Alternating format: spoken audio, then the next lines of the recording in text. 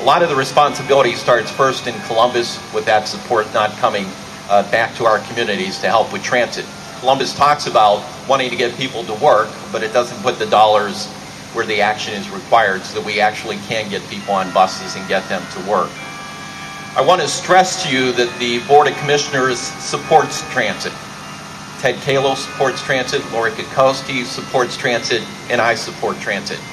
We have a difference of opinion on how to get there, but I want to stress to you that we are keeping the conversation going, keeping our ears open, and in fact I'm going to be meeting with Brian and Bill to talk a little bit more about some other ideas and proposals.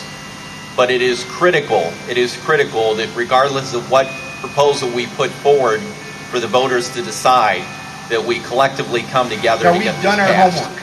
A transit system with 10 dedicated routes and an average wait time of 30 minutes would provide reasonable coverage in Lorain County, particularly in areas that have high transit needs for their population.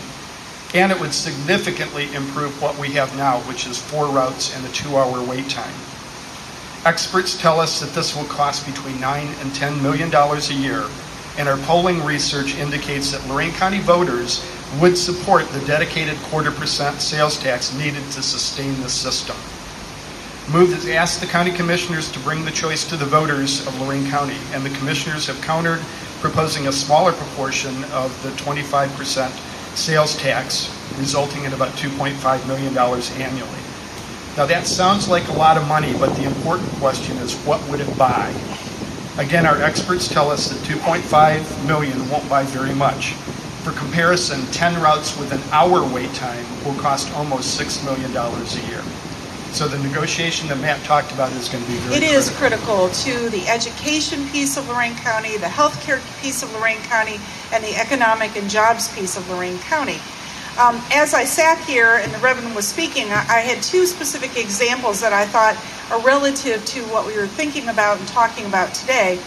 Just recently, we had hired an employee for the city of Elyria, a part-time employee, who has 5 children and does not have a car to get to his part-time job, and is actually riding a bicycle to and from his location so that he is able to work and take care of his family needs.